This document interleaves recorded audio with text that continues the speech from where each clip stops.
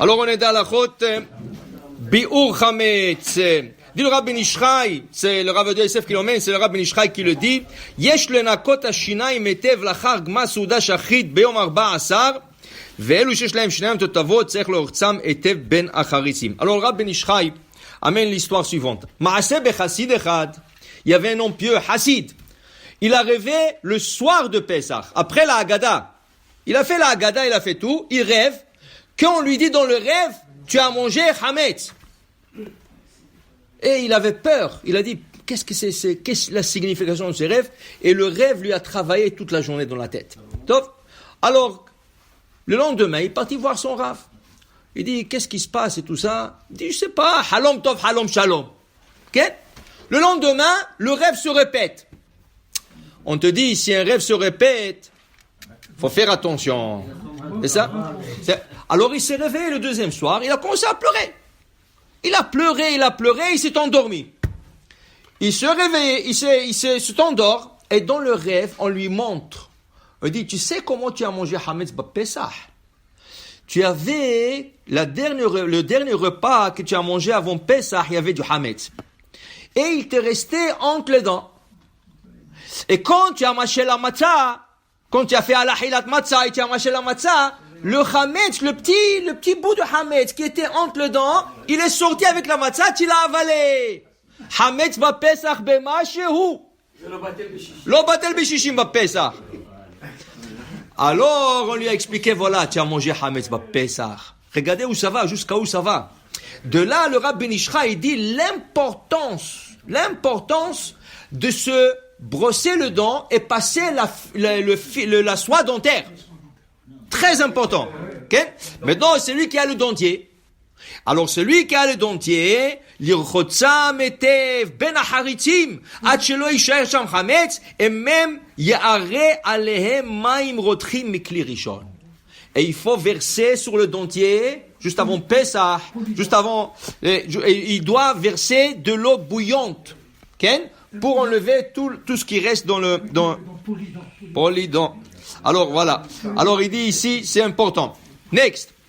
Ketzad mitzvah de biur chametz. Quelle est la mitzvah du biur chametz? La Gemara, la Mishnah, c'est une Mishnah. Machloket Chachamim et Rabbi Yehuda. Chachamim, ils disent mitzvah de biur chametz, tu peux faire n'importe quoi. Tu peux prendre le hametz, les mietter et les jeter dans la mer. Il y a une journée, il y a du vent. Tu peux prendre le hametz et tu fais comme ça et le vent l'emporte. C'est biur chametz. Viens Rabbi Yehuda, et n'importe quoi, tu peux le prendre devant, tu as une étable. Tu as des vaches. Tu prends le hametz, tu le miettes, tu le donnes devant le vache. Tu as des coqs, tu as des poules. Jette-le devant le coq et les poules. Viens Rabbi Yehuda dans la Mishnah, il dit non. En biur chametz et la srefa. La seule manière de faire biur chametz, c'est le brûler. C'est le brûler. D'où est-ce qu'il apprend ça, Rabbi Yehuda? Il apprend ça du Beth Amikdash. Dans le Beth Amikdash, il y avait 2 pains. On appelle ça chalot toda. 2 pains. Vous savez que tout le sacrifice, quand on amène du sacrifice, on amène 2 accessoires.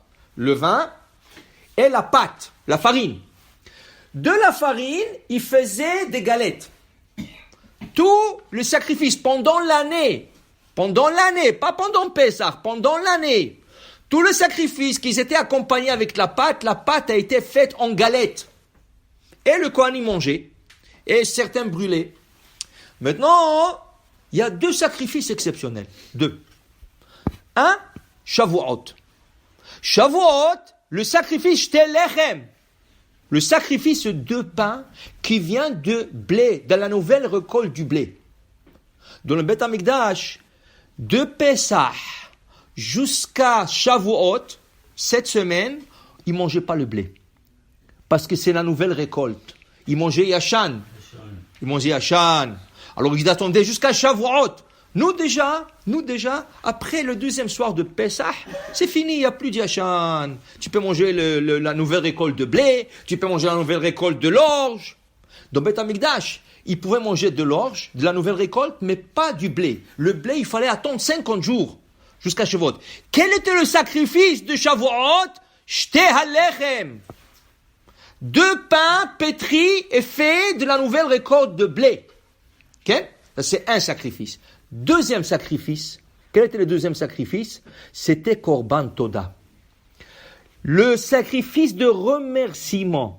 Quand tu faisais un voyage, quand tu as traversé la mer, quand tu as traversé le désert, quand quelqu'un était alité au lit 3 jours, quand quelqu'un est passé en prison, c'est un de 4 choses-là, c'est le mizmor de Pesach. C'est le mizmor de Pesach.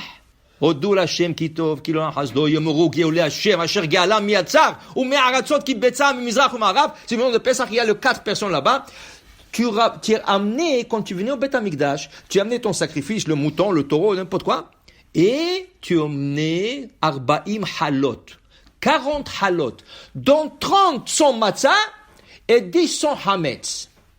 30 sont matzah et 10 sont hametz. C'est le deuxième sacrifice exceptionnel de Beth Amikdash où il y avait le hametz. Erev Pesach, nous dit la Mishnah, sur le toit de Beth Amikdash, il laissait 2 halot hametz.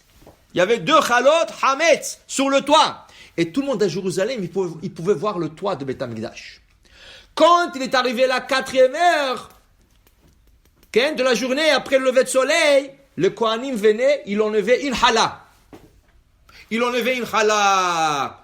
Là, le peuple, il sait qu'on ne peut plus manger Hametz. Comment? Il n'y avait pas de montre. Il n'y avait pas de montre. Qu'est-ce que tu vas leur dire? À 10h15, on ne mange plus Hametz, il n'y a pas de montre, monsieur. Quel est le signe? Comme le Shabbat. Est-ce qu'on parlait de l'époque de 7 heures ou de 6 heures ou de 4? On ne parlait pas de ça. La Mishnah te dit, quand tu vois un palmier ou quand tu vois un cèdre et tu vois que le soleil, comme de loin, il est sur le sommet de l'arbre, c'est Erev Shabbat. De ça on parlait. On parlait des simanim de la nature, on parlait pas des heures, il y avait pas de montre, on parlait des simanim de la nature. Et même de jours nuageux. Beyom Mi'unan, il y avait des simanim. Ok? Alors, quel est le siman qu'on arrête de manger le hametz? Tout le monde regarde Beth Amikdash. Tu vois le Kohanim, qu'est-ce qu'il fait le Kohen? Pourquoi il a enlevé la chala? C'est fini, on peut plus manger hametz. C'est l'heure de hametz, c'est fini. Il reste une chala. 1 heure plus tard, venait le Kohen, encore, il a enlevé la deuxième. C'est la fin de Bi'ur Hametz. D'accord? Qu'est-ce qu'on dit nous? Jusqu'à, à peu près, pas toujours, jusqu'à 10h15, tu manges le Hametz, jusqu'à 11h30, tu brûles le Hametz. D'accord? C'était le siman de Chalot Hametz sur le toit de Beth Amikdash. Ok? Et tu enlèves une et tu enlèves l'autre. Ok? C'est pour ça qu'on n'amène pas Korban Toda Erev Pesach. Il y a une coutume marocaine qui disent pas, nous on dit, mais il y a des Marocains qui disent pas Mizmor le Toda Erev Pesach.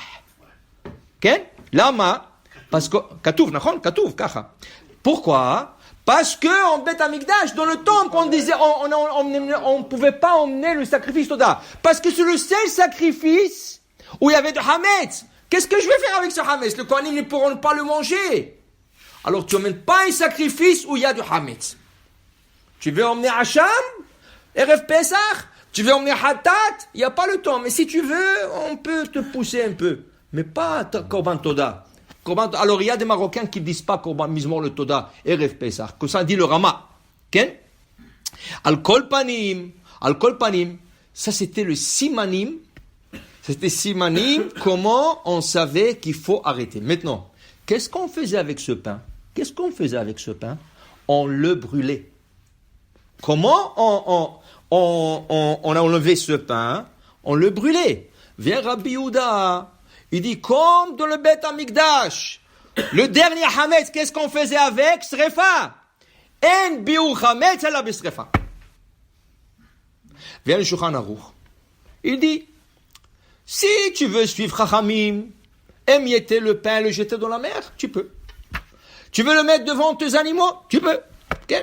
Mais la meilleure manière de brûler, de faire le hametz, d'enlever le hametz, c'est quoi la meilleure manière d'enlever le hametz? Bi'ur hametz. L'isrof, le feu. L'isrof. Ah, oui. Halakha comme Chachamim. Mais si tu veux mieux faire, oui, c'est mieux de le brûler. Ce mot Chachamim te facilite. Chachamim, ils sont d'accord avec Rabbi Yehuda. que brûler c'est la meilleure manière. S'il y a mahloket, il y a mahloket. Non, parce que selon Rabbi Yehuda, non, je vais t'expliquer. Selon Rabbi Yehuda, tu ne peux pas émietter le hametz, c'est l'eau cachère. Tu ne peux pas le jeter dans le vent. Tu ne peux pas mettre devant ton animal. Ça c'est Rabbi Yehuda. Chachamim, ils te disent non. Tu as raison Rabbi Yehuda. Brûler c'est la meilleure des choses. Mais nous, on est dans l'opinion que tu peux aussi. Tu peux aussi, ça veut dire que c'est mieux de le brûler. Alors la halakha, dit le Shulchan Aruch, comme Chachamim. Mais c'est mieux de le brûler. Alors il dit ici, Ketzad biur chametz, ça c'est la halakha maintenant. Comment on fait biur chametz? Sorfo, premier choix de le brûler. Oporero, le pirurim. Deuxième choix, l'émietter. Ken? Vezoreu la ruach. Et il le jette dans le vent. Ozorko layam, où il le jette dans la mer. Vers minhag. Quel est le minhag Israël? Quelle est la coutume répandue partout dans le monde? Les sorfos. La coutume, c'est de le brûler. A priori, on essaie de le brûler. Okay? Qu'est-ce qu'ils vont faire les gens? Ils habitent dans un endroit où il n'y a pas biur chametz. Okay? Ils habitent dans un immeuble. Dans un immeuble, il y a des juifs, il y a des goïms. Et dans l'immeuble, il y a la chute. Où ils jettent le... Là, ils peuvent le jeter là-bas. Et le goy, non, c'est pas brûlé. Tu le jettes, c'est dans un bac, un grand bac. Tu le jettes là-bas. Et le goy va venir le lendemain ou après, il va sortir tout. Maintenant, c'est plus à toi. Tu te débarrasses. Mais si tu habites dans une maison privée, qu'est-ce que tu vas faire? Alors, il dit ici, il faut le brûler. Et si je ne peux pas le brûler, alors, c'est quoi le choix? Tu ne peux pas, le khatri là, le laisser dans le pachashpa, dans la poubelle. Pourquoi? La poubelle se trouve sur ton domaine. Alors, tu n'as pas sorti. Alors, par exemple, cette année, le Pessah, ça va être le vendredi soir, par exemple. Ça peut être n'importe quand. Et le ramassage serait que le lundi. Ça veut dire que pendant vendredi, samedi, dimanche, lundi matin, 4 jours, ça va être sur ton domaine. Qu'est-ce qu'il faut faire dans ce cas? Alors, assur la shoto birshut. Alors, אם הפקיר החמץ ונתנו בפח האשפה ברשות הרבים או בצדי רשות הרבים קודם זמן איסורו, אפילו מצאו אחר כך לזמן איסורו, אין צריך להיבר מן הדין. Alors en Israël, c'est pas ici. En Israël, ils ont des poubelles publiques. C'est pas des petites poubelles comme ici. C'est de grosses poubelles. Et la poubelle se trouve dans la rue. Elle ne se trouve pas sur ton domaine. Elle se trouve dans la rue. Alors toi, tu prends le hametz, tu le jettes là-bas. Tu as fini, c'est bon. Mais ici... Chacun, il a son bac. Et c'est dans son garage, sur le driveway. Ça t'a pas rien, c'est à toi. Dans ce cas, la seule manière de se faire, c'est quoi? De prendre chaque sac et mettre dans le sac du javel. En cas où il y a du hametz, le hametz, il le l'aura où il a hilat kelev. Alors, ouais. Alors, comment on appelle ça? Il faut assurer que chaque sac, on rend l'aura eu la halat kelev. Ça, c'est si la poubelle ne passe pas avant Pessah. Autrement, qu'est-ce qu'ils font? Ils commandent un camion et ils te disent de 9h à midi, le camion là-bas, même si ce n'est pas le jour de ramassage, et ils jettent tout là-bas. Tu n'as pas le droit d'aller dans un centre d'achat ou chose comme ça, okay, et le rejeter. C'est privé. C'est privé, alors, les khatrila. Ça va, trouve-toi quelque chose de bon de faire. Il y a tout, il y a de points de ramassage. Okay? Next, on va rien finir ça. Il dit ici, maintenant,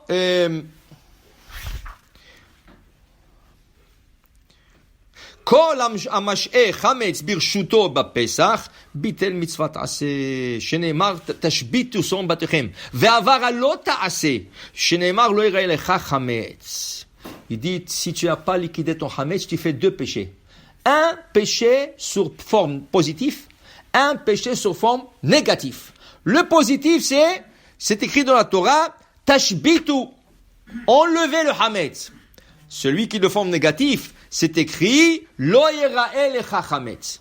2 averot.